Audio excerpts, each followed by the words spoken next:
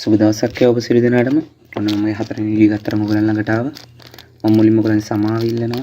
මගේ හතරවෙනි වීඩියෝ එක තුන්වෙනි වීඩියෝ එකත් අතර ටිකක් සෑහෙන ලොකු කාලපරතරයක් තියෙනවා. ඒකට හේතු විදිහට මට කියන්න පුළුවන් මගේ පෞද්ගලික හේතුන් එක පිට එක ගොඩක් එදුණා. ඒවත් එක්ක එදින හිටම නිසා මට ටිකක් කාලේ මදි වුණා මේ වීඩියෝ එක කරගෙන යන්න.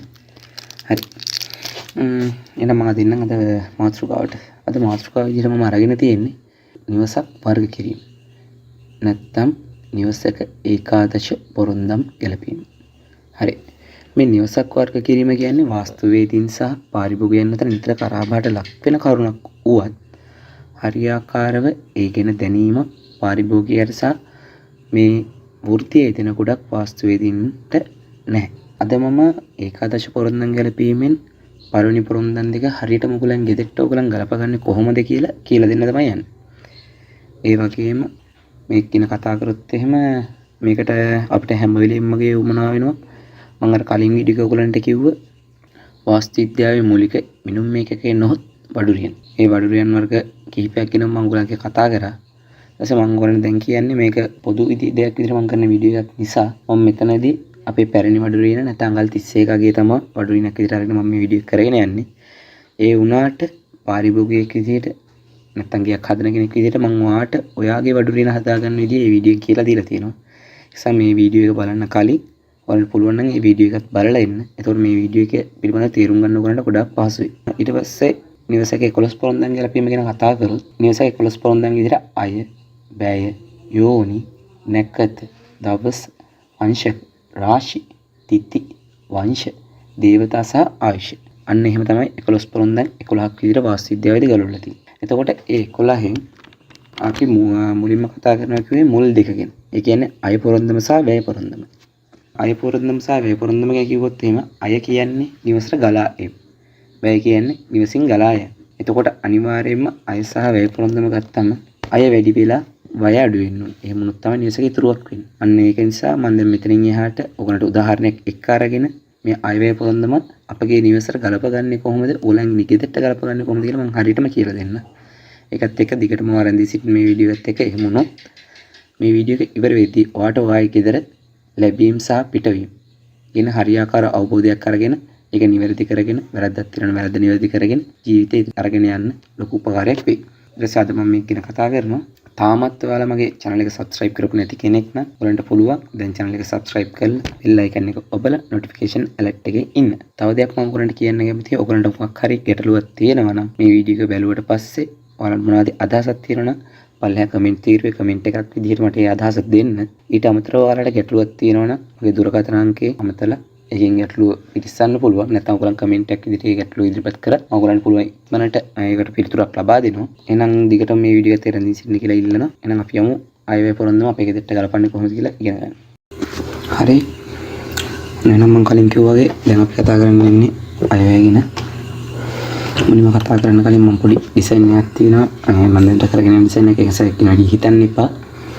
එතන ඩිසයින් එක නතකොත් ෆැමිලි ස්ටඩි එකක් තියෙනවා 20 භාගයේ 12ක 12යි 19 මාර්ග පැන්ට්‍රි එක 14 මාස්ටර් බෙඩ්රූම් එකක් ඊට නෝමල් බෙඩ්රූම් එක 10යි 11යි 6 හැටි වොෂ්රූම් එකක් 11යි 12යි ලොන්ච් එකක් ඊට පස්සේ ඩයිනින් ලිවිං ඩයිනින් එකක් තියෙනවා සාමාන්‍යයෙන් 25යි 14 විතර ලොකු ඒරියක් එක පිච්චියක් තියෙන මෙතන ඊට පස්සේ ඉස්සරහ වැරන්ඩා එක අඩි 10ක් පන්නලා තියෙනවා මෙතන ගත්තොත් එහෙනම් 15යි 13 වැරන්ඩා එකයි 20යි 11 විතර කාපොච්චියකුත් එක්ක තමයි තියෙන්නේ. හරි. අපිට කතා කරන්නේ අපි යමු දැන් මේක අයවැය ගන්න.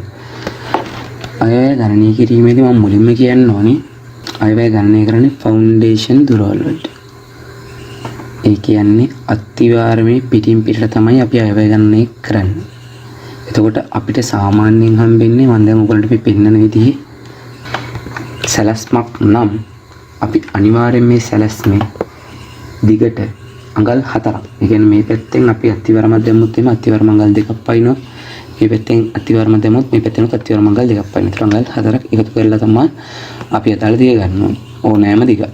මේ පැත්තට ඒකම තමයි වෙන්නේ. ඊට පස්සේ ආයිමට කියන්න දෙයක් තියෙනවා මේකේ දිග ගද්දී අත්‍යවශ්‍යම කිව්වොත් එහෙම මේකේ දිග අපිට ගන්න පුළුවන් ෆවුන්ඩේෂන් දාන ඒරියා එකකට විතර. ඒ කියන්නේ මම මෙතනදී ඔයගලන්ට උදාහරණයක් විදිහට පෙන්නන්න. දැන් මම මෙතන අඩි 10ක වැරෙන්ඩ එකක් පන්නලා තිනවා. මම ඒ වැරෙන්ඩ එකට අදාළව තමයි මේ අයවැය ගන්න කිරීම කරන්නේ. එතකොට එතන තියෙනවා 48.9 කියලා අරගෙන තියෙනවා මම මේ වලට අදාළ එකකේ දිග එකකේ. ඒ වුණාට මම මෙතන අඩි 5යි 2ක පැන්නුමක් තියලා තියෙනවා. අපි 5යි 2ක පැන්නුම අරගෙන නැහැ. මොකද හේතුව මම එතන ෆවුන්ඩේෂන් එකක් දාන්න අවශ්‍ය නැහැ කියලා නිර්දේශයක් කරලා තියෙනවා. එතකොට එහෙම වුණාම අපි ගන්න වෙන්නේ මෙන්න මෙතෙන්ට තියෙන මෙන්න මෙතන තමයි ෆවුන්ඩේෂන් ලයින් එක යන්නේ. මෙහෙම ෆවුන්ඩේෂන් ලයින් එක ගිහලා මෙතනින් ආයි මෙහෙම පොඩි පැන්නුමක් එක තමයි ෆවුන්ඩේෂන් ලයින් එක ඉන්නේ. අන්න ඒක නිසා තමයි අපි අයවැයදී මෙතෙන් විතරක් ගන්න. හරි. අපි දැන් කතා කරමු මේකේ අයවැය ගන්න කොහොමද කියලා. හරි. මම දැන් මුලින්ම කියන්නම්. මෙතන තියෙනවා මම දැන් මුලදී පළල විදිහට අරගෙන 48.9 සහ මේ පැත්තට මම මුළු දිගේ විදිහට ගෙදර අරන් තිනවා 53.11ක්. ඒතර මම අරගත්ත විදිය ඔයගලන්ට සම්පූර්ණයෙන්ම පැහැදිලි ඇති දැන්. මම අරගත්තේ ෆවුන්ඩේෂන් එක දාන ඒරියා එක විතරයි. මම තව දෙයක් ඔයගලන්ට කියනවා ෆවුන්ඩේෂන් එක නොදාන ඒරියා එකක් වුණත් අයවැය ගණනය කිරීමකදී අපි ගන්න මුළු දිග වගේ තුනෙන් එකක දිගකින් යුක්ත නම් අපි ඒ අතරතුර අපි ගෙට සම්බන්ධ ගෙට ගෑවෙන්න හෝ අපි යම් ඉදිකිරීමක් කරනවා නම් ඒකට අපි අත්තිවරමක් වෙනම හෝ යොදනවා නම් අපිට ඒ ඉදිකිරීම අයවැය ගන්න කිරීමද ගණනය කරන උදාහරණයක් මම කිව්වොත් එහෙම මේක දැන් මේ පැත්තට 53.11ක් තියෙනවා. මෙතනට සාමාන්‍යයෙන් අඩි 20ක විතර දිගට මේ පැත්තට මේක ඇදුණා නම් මට ගන්න වෙනවා. මොකද මෙතනට ෆවුන්ඩේෂන් එකක් කිරීම අනිවාර්යයි. එමුණොත් මෙතන අපි ෆවුන්ඩේෂන් සම්බන්ධව කරත් අපි මෙතන ෆවුන්ඩේෂන් එක තිබ්බත් ඒකට සම්බන්ධ නිසා අපි අයවැය ගන්න කිරීමේදී ඒ දිගත් ඇතුල් කරගන්නවා. දැන් ඒනොට මෙතනදී අපිට ඇතුල් කරන්න අවශ්‍යතාවයක් නැහැ. මොකද මේ ටිකට ෆවුන්ඩේෂන් එක වැටෙන්නේ නැහැ. ඒ වගේම අපි ගන්න මුළු දිගේ තුනෙන් එක දිගුත් නෙමෙයි මෙතන තියෙන්නේ. ඊට පස්සේ මම දැන් කියන්නම් මේක කොහොමද වෙන්නේ කියලා. හරි. අපි දැන් අයවැය ගන්න කිරීමේදී මුලින්ම කරන්නේ දිග සහ පළල හොයාගන්න. එතකොට මම දැන් මෙතන පළල අරන් තිනවා 48.9ක් කියලා. ඒ තියෙන්නේ අපේ බිත්තියේ පිටින් පිටට තියෙන මුළු පළල. එතකොට මම මේ 48.9 කියන පළලට මම එකතු කරනවා තව අඟල් 4ක්. ඒ එකතු කරන්නේ මේ පැත්තෙන් එන අත්තිවාරමේ පිටපයින් අඟල් 2යි මෙතනින් අත්තිවාරමේ පිටපයින් අඟල් 2යි. එතකොට මේ අඟල් 4 එකතුවත් එක ගත්තම මට එතන එනවා 49 අඟල් 1. අපි මුළු පළල වැටෙන්නේ 49 අඟල් 1 කියන අගයකට. ඊට පස්සේ මම මේ පැත්තට ගත්තොත් එහෙනම් 53.11යි. ඒතර 53.11යි කියන එකටත් මම ඉස්සෙල්ලා වගේම අඟල් 4ක් එකතු කරනවා. ඒ අඟල් 4ක් එකතු කිරීමත් සමගම ඒක 54.3ක් දක්වා දික් වෙනවා. ඒ කියන්නේ 54.3ක් තමයි අපි දැන් ගන්න මේ 53.11 කියන අගේ සත්‍ය අගේ වෙන්නේ 54.3. ඒ 54.3 48.9. අන්නේ අගයන් දෙක තමයි අපි දැනට මේක දිග පළල විදිහට මේක ඉදිරින් ගන්න. ඊට පස්සේ මම ඔයගලන්ට කියන්නම් මේ දිග පළලත් එක්ක අපි කොහොමද අයවැය හදාගන්නේ කියලා. ඊට පස්සේ අපි මේ දිග පළල වලට කරන්නේ අපි මේ දෙකම වඩු රියන් වලට වෙන් කරනවා. එහෙනම් අපි කලින් කිව්වා වගේ අපි අතන අර ප්ලෑන් එකෙන් අරන් ආපු අගයන් දෙක මෙතෙන්ට ගියමු. එතන අපි ගත්තේ අඩි 53යි. අඟල් 11 සහ අඩි 48යි අඟල් 9ක ගන්න. ඔයාලා ඔක්කොම මතක ඇති මේක අපි දිග විදිහට ආවා. මේක අපිට පළල විදිහට ආවා. ඊට පස්සේ අපි දැන් බලමු මේ දිග අපි වඩුරෙන් මේක වලට ගන්නේ කොහොමද කියලා. මම මුලින්ම කිව්වා වගේ මේ අපි මේ අරන් ඉවලා තියෙන පිටිවල පිටින් පිට තියෙන දිග. ඊට පස්සේ අපි ඕකට කරනවා අඩි 53.11ට අපි එකතු කරනවා අඩි 0.යි අඟල් 4ක අග. එතකොට අපිට එතන උත්තරේ විදිහට එන්නේ අඩි 54යි අඟල් 3ක අග. ඊට පස්සේ අපි ආයේ මේ පැත්තත් අර මම කලින් කිව්වා වගේ 48යි අඟල් 9ක අගේට අපි එකතු කරන අඩි 0.යි අඟල් 4ක අග. අපි එකතු කරාම අපිට එතන පිරුතුර විදිහට එනවා අඩි 49යි අඟල් 1. හරිනේ. අපිට දැන් අපි මේ මුලින් ගත්තු කිසිම මෙෂර්මන්ට් එකක් නැත්තම් අපි මුලින් අරන් ආපු කිසිම අගයක් අදාළ වෙන්නේ නැහැ. අපි අන්තිමට වෙනකම් මේක අරන් යන්නේ අඩි 49 අඟල් 1 සහ අඩි 54යි අඟල් 3 කියන අගයන් දෙක තමයි. හරි. අපි දැන් මේ පැත්තෙන් අපි එක තියාගමු වෙනම දිග පළල විදිහට අඩි 49යි අඟල් 1යි අඩි 54යි අඟල් 3යි. හරිනේ. මම දැන් ඔයගොල්ලන්ට කියලා දෙන්නම් මේ අගයන් අපි කොහොමද මුලින්ම වඩුරියන් කරගන්නේ. අපි මේ වඩුරියන් එකක වලට ගද්දී මම දැන් මුලින්ම මේක අඟල් කරගන්නවා අපි මේ අරන් තියෙන එක. එතකොට මම මෙතනදී කරන්නේ 54 වැඩි කරනවා 12න්. ඒකට එකතු කරනවා ආයේ 3ක්. එතකොට මේ සියලුම එකක මේකට එන්නේ අඟල් වලින්. හරි. අපි දැන් බලමු 54 වැඩි කරලා 12. 54 වැඩි කිරීම 12. 648යි. අපි මේ 648 ආයෙ එකතු කරනවා 3ක්. අපිට වෙනවා 651ක් දෙන්න. එතකොට මේ දෙක අඟල් වලින් ගත්තොත් 651 අගයක් තමයි තියෙන්නේ. ඒ 651 අගය තියෙද්දි අපි දැන් මේක ආයෙ වඩුරියන් එකක වලට ගන්න බෑ. මම දැන් ඔයගොල්ලන්ට කලින් කිව්වා මම වඩුරියනක් විදිහට මෙතන අරන් තියෙන පොඩි වඩුරියන අඟල් 31 අගය කියලා. එතකොට මේ පැරණි වඩුරියන විදිහට අරන් තියෙන ඊට පස්සේ මම මේක කරන්නේ මේ 651 බෙදනවා අඟල් 31. 651 අපි බෙදමු 31. එතකොට අපි මෙතෙන්ට එනවා දිගට වඩුරියන් 21ක් විදිහට. අපි දැන් දිග පැත්තට අරන් තිනවා මෙතන වඩුරියන් 21ක්. දැන් ඒක ලියාගමු මෙතෙන් 21යි. ඊට පස්සේ අපි ඒ විදිහටම මේ පැත්තෙන් ගත්තු 49 එකේ අගය 49 වැඩි කිරීම 12 එකතු කිරීම 1. අපි අඟල් කරගන්නවා 39 වැඩි කිරීම 12 එකතු කිරීම 1. 589. 589.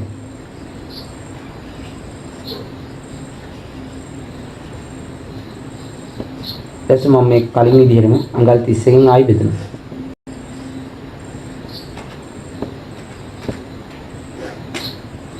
මට එතෙන්ට එනවා වඩුරියන් 19ක් විදිහට.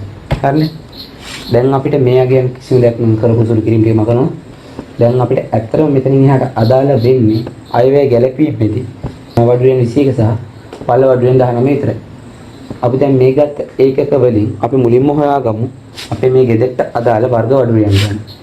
වර්ග වඩුරියන් විදිහට ගත්තොත් එහෙම මේක වෙන්නේ අපි 21 ගුණ කිරීම 19 විදිහට තමයි ගන්න. අපි දැන් එකක් බලමු. 19 ගුණ කිරීම 21 399. එතකොට අපේ ගෙදරට ඇවිල්ලා තියෙන වර්ග වඩුරියන් 399ක අගය. අපි මෙතනින් එහාට මේ අයවැය ගැලපෙන්නේ අපි මුලින්ම කරගන්නේ මෙන්න මේ විදිහට. අපේ දිග පළල අරගෙන අපි ඒකට අඟල් 4ක් එකතු කරලා ඒ අඟල් 4 එකතු කරපු ගාන අපි වඩුරියන් එකක වලට අරන් ඊට පස්සේ අපේ ගෙදරට අදාළ වර්ග වඩුරියන් එකක ගාන අපි මුලින්ම හොයා ගන්න ඕනේ. එහෙනම් අපි දැන් මෙතනින් එහාට අපි දැන් කලින් හොයාගත්ත මේ ගෙදර වර්ග වඩුරියන් 399 යුක්ත ගයක් කියලා. අපි දැන් මේ වර්ග වඩුරියන් 399ත් එක්ක අපි බලමු අපගේ අය පොරොන්දුම සහ වැය පොරොන්දුම මේ ගෙදරට ගලපන්නේ කොහොමද කියලා. මම ඔයගොල්ලන්ට මුලින්ම කියන අය පොරොන්දුම ගැලපීම කියන. අය පොරොන්දුම ගැලපීමේදී වෙන්නේ අපේ ගෙදරට එන වර්ග වඩුරියන් ගාන 8න් ගුණ කරලා අපි බෙදනවායි 12යි. අපේ ගෙදරට එන වර්ග වඩුරියන් ගාන අපි 8න් ගුණ කරලා 12න් බෙදනවා. එතකොට අපිට එන ශේෂය 6ට වඩා වැඩි නම් 6ට වඩා වැඩි නම් අපි කියනවා අපිට ශුභ ඵලයක් ගෙන දෙනවා කියලා. මම දැන් ඔයාලට ඒක කරලා පෙන්නන්නම් මේ කොහොමද මේ 399 ගෙදරට කරන්නේ කියලා. ඒතර අපි මෙතන අපි කරන් යන්නේ අය පොරොන්දුම තමයි අපි ගලපන්න යන්නේ. එතකොට අපි මුලින්ම කරන්නේ 399 අපි ගුණ කරනවා 8. අපි බලමු ගුණ කළා කීයද කියලා එන්නේ 399 ගුණ කිරීම 8 3192. දැන් ඒක ඉලක්කම වශයෙන් ලියාගමු මෙතන 3192. හරිද?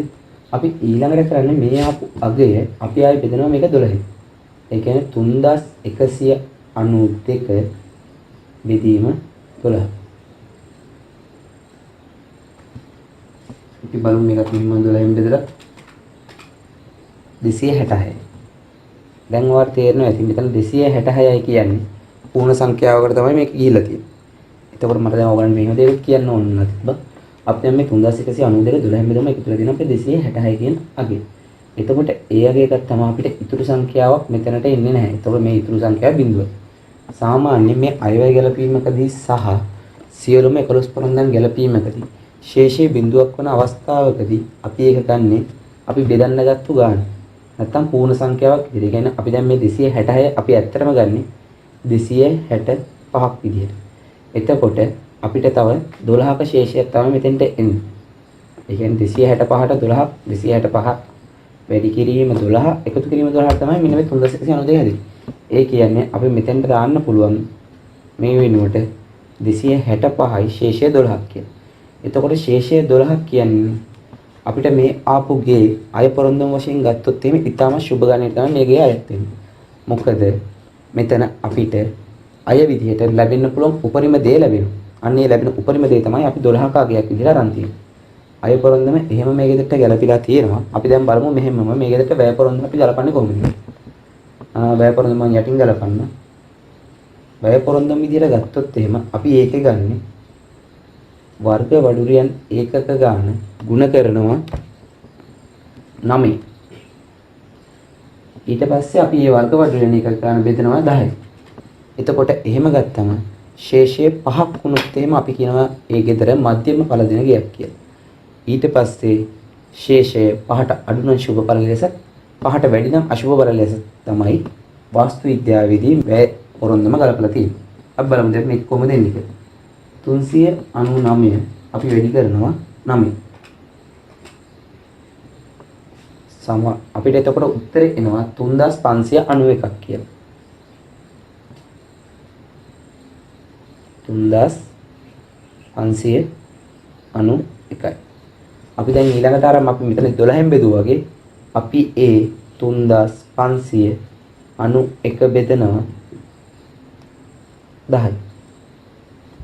අපි එහෙම බෙදලා ගත්තම මේකේ එන්නේ අපිට 359යි 0.1. ඒ කියන්නේ අපගේ ශේෂය මෙතන වෙලා තියෙන්නේ 1යි. අපි දැන් මේ ශේෂය එකක් විදිහට ගත්තු නිසා ඔයා දැන් හිතලා බලන්න මම දැන් ඉස්සෙල්ලත් කිව්වා 5ට අඩු නම් අනිවාර්යයෙන්ම ඒක සුබයි. ඒතකොට අපි මේකේතර අපේ අය ශීර්ෂය ඇවිල්ලා තියෙනවා අපිට 12ක් විදිහට වැය ශීර්ෂය අපිට ඇවිල්ලා දෙනවා එකක් විදිහට. එතකොට අපි 12ක් හම්බ කරලා එකක් වියදම් කරොත් අපිට නිකම්ම 11ක් ගේ අභ්‍යන්තරය එකතු වෙනවා.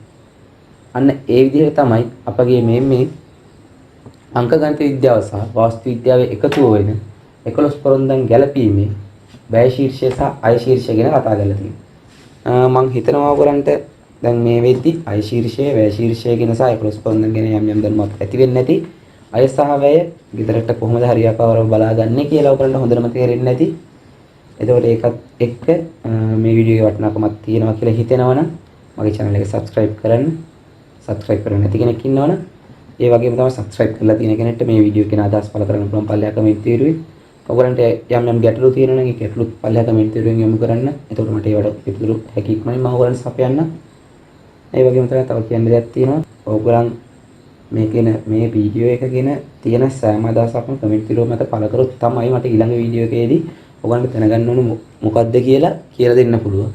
ඒක නිසා මම ආයෙත් ඔයගලන්ගෙන් ඉල්ලා සිටිනවා හැකිතරම් කමෙන්ට් තීරුව මත කමෙන්ට් කිරීමට උත්සාහ කරන්න. මොකද එහෙම වුණොත් ඔයගලන්ට මීට වඩා ලොකු දෙයක් හොඳ දෙයක් ඔයගලන්ට මම ඊළඟ වීඩියෝ එකේ ගන්න පුළුවන්. එහෙනම් ඔයගලන් ඔක්කොටම දැන් සුබ දවසක් ප්‍රාර්ථනා කරනවා. අයවැය හදාගෙන ඔයගලන්ගේ දැනට හදන්න තියෙන දේවල් ඔක්කොම සර්ව ප්‍රකාරයෙන් සාර්ථක වෙන්න හදාගෙන ජීවිතේ සතුටින් ගෙවාගෙන යන්න කියලා මම ඔයගලන්ට ප්‍රාර්ථනා කරනවා. එහෙනම් සුබ දවසක්.